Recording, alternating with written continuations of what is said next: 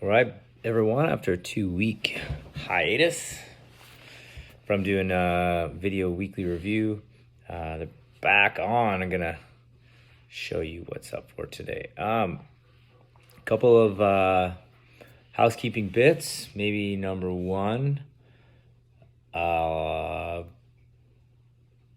protection.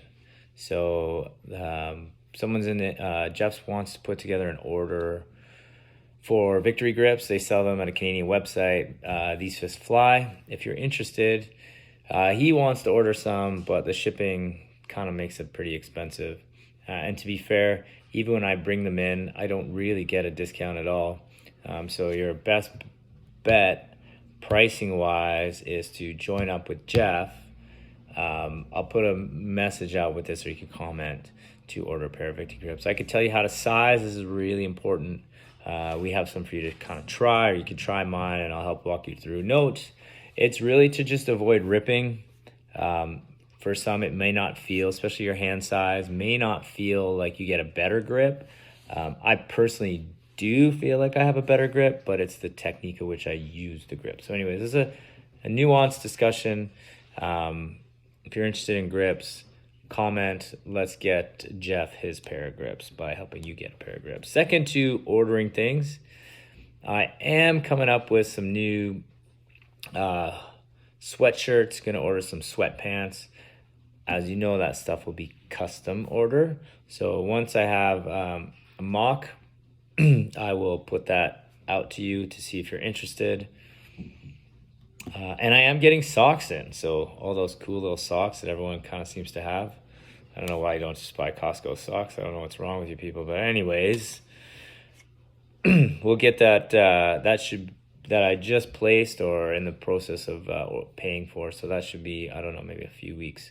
But again, hoodies if you're interested, and sweatpants. They even have like that tie-dye jumpsuit, anyways, if that floats your boat. Okay. And lastly, Element, we have a lot in stock. Just real quick, I can't stop talking about it. I've been in love, but some people are making some pretty big mistakes. They're getting like a pretty small water bottle for their first time and dumping the whole pack in. The suggestion is that one pack probably is good for about 750 mils to 1 liter. If you drink a lot of that in a short amount of volume, it might actually make you pretty thirsty. The beauty of it does, for me, make me drink a lot more liquids, but being mindful and being more hydrated has been extremely beneficial for my exercise, my training, my biking. So just be mindful of how you use it is really important. Don't dump the full thing in like a little water bottle. Might not serve you very well, especially you do want to kind of build up. And then lastly, speaking of water bottles and biking, you guys have been given a promo code to join in the skills clinics that Lone Collective is being put on. Monday they do a session. This is the last week of this session. That's why I'm bringing it up. But Monday it's at Myrtle Phillip. There's registration at lonecollective.com. I can link back to other posts so that you guys can register. And Wednesdays over at the Fitzsimmons Jump Track, Skills Park pump track. So weather does not look good this week. Nevertheless, you can either go outside or you can not go outside. That's up to you. Okay, doesn't leave too much time to give a review of the week. But let's see here. Front squat Monday with in my opinion, a nice challenging lower leg exercises, right? We're trying to build some leg endurance. We're deadlifting. We're doing that on Wednesday. We're getting kind of heavy. There's a few things I might talk to you guys about during that class on maintaining form. But if you haven't heard this before, you got to keep hearing it and keep hearing it. I know you can lift more weight with a rounded back than you can with a flat back. You have to learn and be aware of what's going on in the body. You have to have safeguards in place, like tension first, right? Even though you're trying to get the bar moving pretty quick, you've got to be patient and allow it to, almost as if it's coming through quicksand to start. And we're rope climbing that day. We have 4 ropes now nicely uniformly placed. I need to give a big thanks to Lula for helping me through all my OCDs and getting the gym set up. Poor girl, every day she came in. Hey, Lula, do you have a second to just kind of hold the ladder? Hey, do you have a second to help me with this bar? But it is much appreciated. My brain helps, is very grateful. Thursday, weightlifting, and actually, this is super important. Guess what's on Saturday instead of gymnastics this week? That's right, another Olympic weightlifting session. So we've replaced gymnastics with Olympic weightlifting. Hopefully all the weeks of gymnastics has allowed you guys to build some skills, to practice and play. And now hopefully you could take some of that and apply it into your training. Hopefully just in how better to approach some of the gymnastics workouts, where you are in your skill levels and skill development. I can't stress this enough. You know, that idea of needing to get, your workout in today, got to burn the calories, got to go hard all the time.